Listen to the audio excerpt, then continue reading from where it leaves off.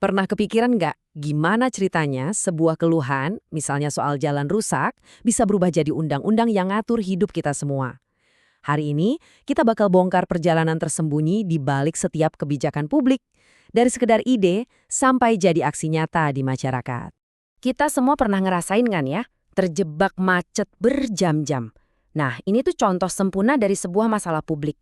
Tapi pertanyaannya, gimana caranya keluhan kita bareng-bareng soal macet ini bisa beneran jadi solusi gede, kayak pembangunan MRT atau aturan ganjil genap? Prosesnya ternyata nggak sesimpel itu. Ini kedengarannya simple, tapi definisinya dalam banget. Pakar kebijakan Thomas R. Dye bilang, kebijakan publik itu adalah apapun yang pemerintah pilih untuk lakukan atau tidak lakukan. Yap, Anda nggak salah dengar. Saat pemerintah memutuskan untuk tidak membangun sesuatu, itu juga sebuah pilihan kebijakan yang dampaknya sama kuatnya. Oke, ini dia peta perjalanan kita.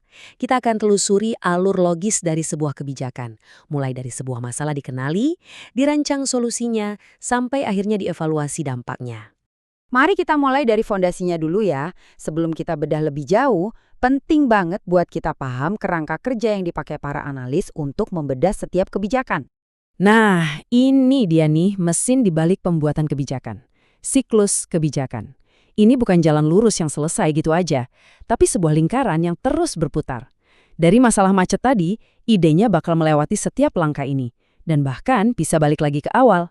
Yuk kita lihat satu persatu. Nah, sekarang kita masuk ke arena pertarungan yang sesungguhnya. Gimana caranya sebuah isu bisa dapat perhatian para pengambil keputusan di tengah lautan masalah-masalah lain? Coba deh bayangin meja kerja pemerintah. Meja itu pasti penuh sesak sama macam-macam masalah. Supaya isu kemacetan bisa ada di tumpukan paling atas, dia harus bersaing sama isu pendidikan, kesehatan, dan banyak lagi.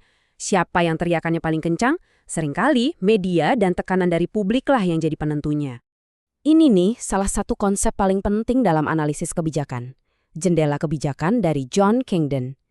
Jadi, harus ada 3 hal yang ketemu di waktu yang pas. Pertama, masalahnya udah mendesak banget, misalnya macetnya udah parah. Kedua, solusinya udah ada, misalnya teknologi MRT udah tersedia. Dan ketiga, ada kemauan politik, misalnya kepala daerahnya lagi butuh proyek populer. Kalau ketiganya pas ketemu, klik, jendela kesempatan terbuka. Tanpa momen yang tepat, ide sebagus apapun bisa aja nggak dilirik sama sekali.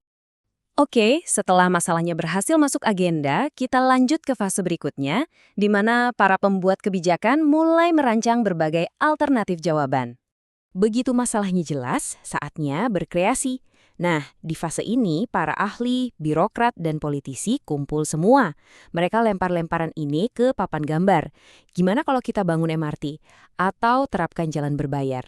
Atau mungkin solusi yang lebih simpel kayak nambahin jumlah bus? Semua opsi ditimbang baik buruknya. Dan disinilah biasanya ada perdebatan besar.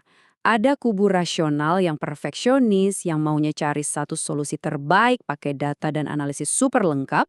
Tapi ada juga kubu inkremental yang lebih pragmatis yang bilang, udah deh lupain kesempurnaan, mending kita perbaiki dikit-dikit aja apa yang udah ada, soalnya itu lebih realistis dan aman secara politik. Dan inilah alasannya kenapa pendekatan rasional yang sempurna itu seringkali cuma angan-angan. Kenyataannya, para pengambil keputusan itu kan bukan komputer super. Mereka punya keterbatasan, informasinya nggak lengkap, waktunya mepet, dan kemampuan otaknya juga terbatas. Inilah yang disebut rasionalitas terbatas. Jadinya, mereka nggak cari solusi yang sempurna, tapi solusi yang cukup baik buat saat ini. Oke, papan gambarnya udah penuh dengan berbagai ide. Sekarang tiba saatnya momen penentuan, memilih satu jalan dan meninggalkan yang lainnya. Kata kuncinya di sini adalah legitimasi. Ini adalah momen sakral di mana sebuah ide dikasih kekuatan hukum, sebuah rancangan jadi undang-undang. Di balik layar, proses ini penuh sama negosiasi politik yang alot, tawar-menawar, dan kompromi antar berbagai pihak yang punya kepentingan beda-beda. Simbolnya ya palu ini. Begitu diketok, tok, sebuah proposal bukan lagi sekedar wacana. Dia jadi perintah resmi pemerintah yang mengikat dan wajib dijalankan. Tapi, jangan kira kerjaannya selesai sampai di sini. Justru setelah disahkan, tantangan sebenarnya baru aja dimulai. Mengubah kata-kata di atas kertas jadi aksi nyata di lapangan. Penting banget buat bedain dua hal ini. Implementasi itu soal melakukan, membangun jalan, merekrut guru, atau nyalurin bantuan. Sementara evaluasi itu soal menilai, apakah jalan baru itu beneran ngurangin macet, apakah kualitas pendidikan jadi naik. Nah, ini dia nih biasanya penyakitnya kebijakan. Rencana udah bagus-bagus, bisa mandek di tengah jalan karena birokrasi yang lambat, dananya kurang, antar lembaga ndak kompak, atau bahkan ditolak sama masyarakat yang seharusnya dibantu. Dan disinilah evaluasi jadi pahlawannya. Dia yang menutup siklus ini. Hasil evaluasi, bagus atau jelek, bakal jadi amunisi buat perdebatan kebijakan di masa depan. Siklusnya jadi muter lagi, dimulai dari awal, tapi harapannya jadi lebih pintar.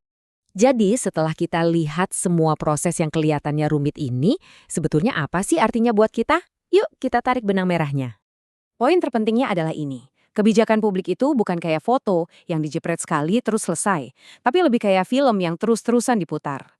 Udara yang kita hirup, jalan yang kita lewati, sekolah anak-anak kita, semuanya dibentuk oleh mesin kebijakan yang gak pernah berhenti bekerja, yang terus-menerus beradaptasi dan berubah. Nah, sekarang giliran Anda. Dengan pemahaman baru soal gimana sebuah masalah dianalisis dan diubah jadi kebijakan, coba deh lihat sekeliling. Isu apa, besar atau kecil, yang menurut Anda paling mendesak untuk diperjuangkan masuk ke dalam agenda pemerintah selanjutnya?